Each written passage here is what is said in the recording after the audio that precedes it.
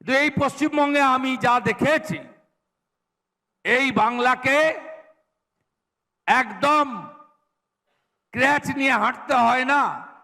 যদি পায়ে কোনো ব্যাধি থাকে, পায়ে কোনো সমস্যা থাকে, পা যদি ভেঙে যায়, এই বাংলাকে কার্যত নির্ভরশীল বাংলায় পরিণত করে দেওয়া হয়েছে। এই বাংলাতে পশ্চিমবঙ্গে আমরা কি দেখেছি? অর্থনৈতিক শৃঙ্খলা ছিল না। ভারত সরকার 100 দিনের কাজের টাকা দিতেন, সেই টাকা বাংলাদেশে বসবাসকারী লোকের অ্যাকাউন্টে চলে যেত আরটিজিএস, এনএফটিএস করে।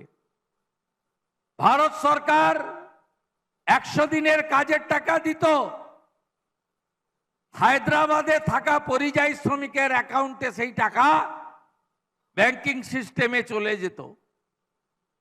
ভারত সরকার স্বচ্ছ ভারতে শৌচালয় নির্মাণের টাকা দিত, খাতায় পত্রে শৌচালয় তৈরি হতো, কিন্তু গ্রামের মানুষ, প্রান্তিক মানুষ তার সুবিধা পেতেন না।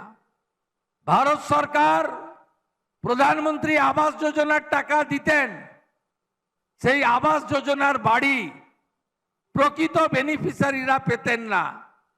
নেতা 3 তলা পাকা বাড়িতে থাকেন, তার ফিশারির বাড়ি, তার গরু রাখার ঘর, তার গাড়ি রাখার গ্যারেজকে দেখিয়ে তিনি আবাসের টাকা নিয়ে চলে যেতেন।